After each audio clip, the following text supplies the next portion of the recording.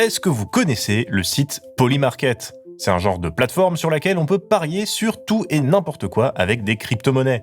On peut y parier sur du sport, oui, mais aussi sur tout un tas d'événements à l'international, comme sur le départ d'Emmanuel Macron ou pour savoir si Mamdani va geler les loyers à New York. Bon, le concept est très chelou et essayer de gagner de l'argent avec des paris en ligne en crypto-monnaie, c'est pas forcément la meilleure idée du monde. Mais sur ce site, il y a un thème qui a réuni plus de 17 millions de dollars de paris depuis le mois de septembre, et ce thème c'est: est-ce que les États-Unis vont, oui ou non, intervenir militairement au Venezuela ? Oui, on vit à une époque où il y a des gens qui parient de l'argent en crypto-monnaie sur des interventions militaires des États-Unis. La société, on vit dans une saucisse, hein. Mais vous vous doutez bien que ce qui nous intéresse aujourd'hui, ce ne sont pas les sites de paris en ligne, mais plutôt toute une série de questions. Pourquoi autant de gens pensent que les États-Unis vont intervenir au Venezuela ? Est-ce que c'est pour voler le pétrole de Nicolás Maduro avec des opérations secrètes de la CIA ? Est-ce que c'est pour renverser le seul régime du socialisme réel et véritable au monde ? Ou est-ce que c'est un peu plus compliqué que ça ? Et est-ce que je devrais parier sur un départ de Macron d'ici à la fin du mois ? La réponse à presque toutes ces questions, c'est tout de suite dans ces DDM.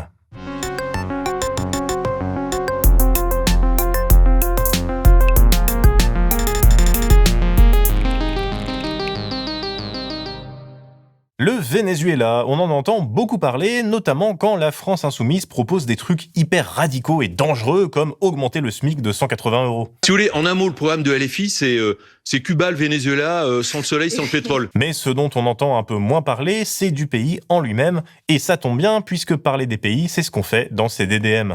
Le Venezuela est donc situé au nord de l'Amérique du Sud.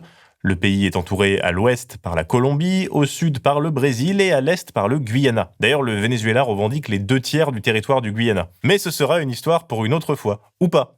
Mettez en commentaire si vous voulez qu'on parle du Guyana. Personne ne va jamais mettre de commentaires sur le Guyana, mais on sait jamais. Au nord, le pays donne sur la mer des Caraïbes, avec à proximité les territoires néerlandais d'Aruba, Bonaire et Curaçao, mais aussi à seulement 11 km des côtes vénézuéliennes, Trinité et Tobago, un pays dont on va reparler. Le Venezuela a pour capitale Caracas et compte 28,3 millions d'habitants sur une surface de près d'1 million de kilomètres carrés. Politiquement, le pays est dirigé depuis 1999 par la même famille politique, d'abord avec Hugo Chavez jusqu'en 2013, puis Nicolás Maduro qui lui a succédé et qui est encore président aujourd'hui. Comment ça va? Très bien. Vous allez bien? Oui, très bien. Alors comment ça va chez vous? ¿Cómo le va? ¿Cómo está la cosa por allá? Va très bien, excellent. Si Chavez a été salué pour ses politiques sociales qui ont permis de réduire considérablement la pauvreté dans le pays, le régime vénézuélien est aussi depuis longtemps pointé du doigt pour ses dérives autoritaires, des dérives autoritaires particulièrement prégnantes depuis l'arrivée au pouvoir de Nicolás Maduro. Le pays est en queue de classement pour ce qui est de la perception de la corruption, il est 178e sur 180, et le pays s'est effondré dans le classement de la liberté de la presse de Reporters sans frontières, passant de la 120e place à la fin du mandat de Chavez à la 156e aujourd'hui. La dernière élection présidentielle, qui s'est tenue en 2024, a marqué un nouveau repli du régime. Le 28 juillet, l'opposition a fait la preuve, document à l'appui, qu'Edmundo González a gagné avec plus de 60% des voix. Alors que le Conseil électoral, puis la Cour suprême, décrètent que c'est Maduro qui a gagné avec 52% des voix, sans produire aucune preuve des résultats. Amnesty International relate la violence de la répression. Au moins 24 personnes sont mortes entre le 28 juillet, jour de l'élection présidentielle, et le 1er août des suites de la répression menée par les pouvoirs publics contre les manifestations organisées pour protester contre la désignation de Nicolás Maduro comme vainqueur de l'élection. Dans la plupart des cas, ces personnes ont été victimes de ce qui pourrait s'apparenter à une exécution extrajudiciaire. Mais bon, attendez dans les commentaires avant de dire que je suis payé par la CIA. Déjà, c'est faux, et ensuite ils m'ont pas encore fait le virement parce qu'ils se sont trompés de RIB.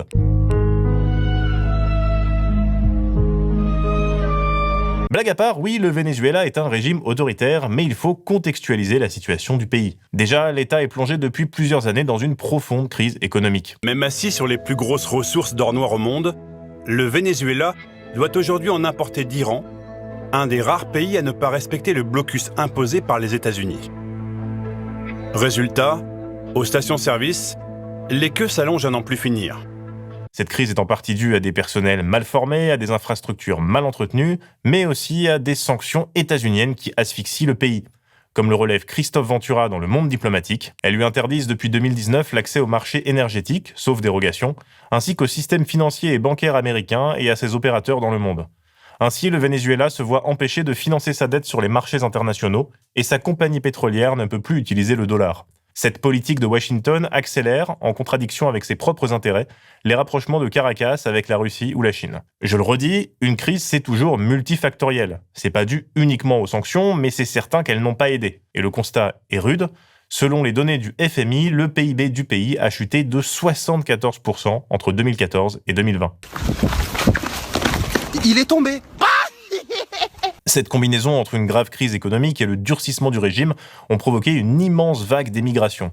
Selon l'Agence des Nations Unies pour les réfugiés, plus de 7,7 millions de personnes ont quitté le Venezuela en quête de protection et d'une vie meilleure. La majorité, plus de 6,5 millions de personnes, ont été accueillis dans des pays d'Amérique latine et des Caraïbes. Ces émigrés, qu'on retrouve aussi beaucoup aux États-Unis, sont des boucs émissaires bien pratiques.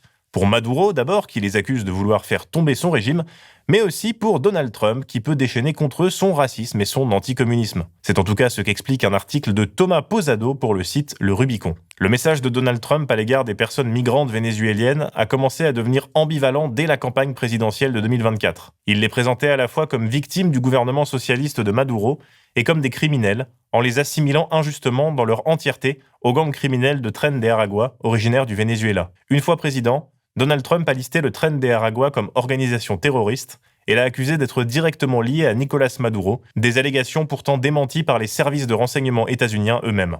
Ainsi, de nombreux Vénézuéliens ont été expulsés illégalement des États-Unis par Trump sous le faux prétexte d'appartenance à un gang. Parfois, ils ont été envoyés dans les geôles du dictateur salvadorien Nayib Bukele. On avait parlé de lui ici d'ailleurs. Mais c'est vrai, la criminalité a énormément diminué au Salvador, au prix de multiples violations des droits de l'homme, au prix de la disparition des contre-pouvoirs institutionnels, certes, mais elle a diminué. Mais cette politique des États-Unis, qui consiste à faire du Venezuela et de ses émigrés la source de tous les maux, a aussi eu des conséquences explosives et très concrètes. Le 2 septembre, l'armée états-unienne bombarde un bateau vénézuélien en mer des Caraïbes et tue ses 11 passagers. Selon l'administration Trump, ce bateau était lié au gang Tren de Aragua. Et depuis cette attaque, l'armée américaine continue à prendre pour cible des bateaux en mer dont elle affirme qu'ils sont suspectés de transporter de la drogue pour des cartels et des bandes criminelles que le gouvernement Trump a inscrit sur la liste des organisations terroristes. Les accusations de toute évidence fausses selon lesquelles Maduro est lié au cartel ont donc conduit les États-Unis à bombarder des navires qui transportent soi-disant de la drogue. Et oui, là aussi, on peut appeler ça des exécutions extrajudiciaires. Avec la 18e et dernière frappe en date au moment où j'écris ces lignes, qui a eu lieu le 6 novembre, on en serait à au moins 70 morts. Et suite à ça, les condamnations internationales n'ont pas été timides, non,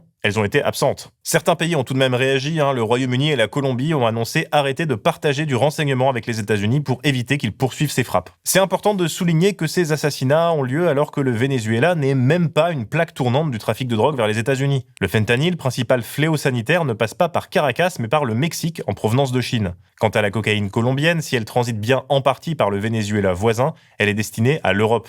La poudre blanche qui arrive aux États-Unis part en effet directement de Colombie depuis sa côte pacifique. Mais vous connaissez ce bon vieux Donald Trump, il n'a pas besoin de s'encombrer de la vérité.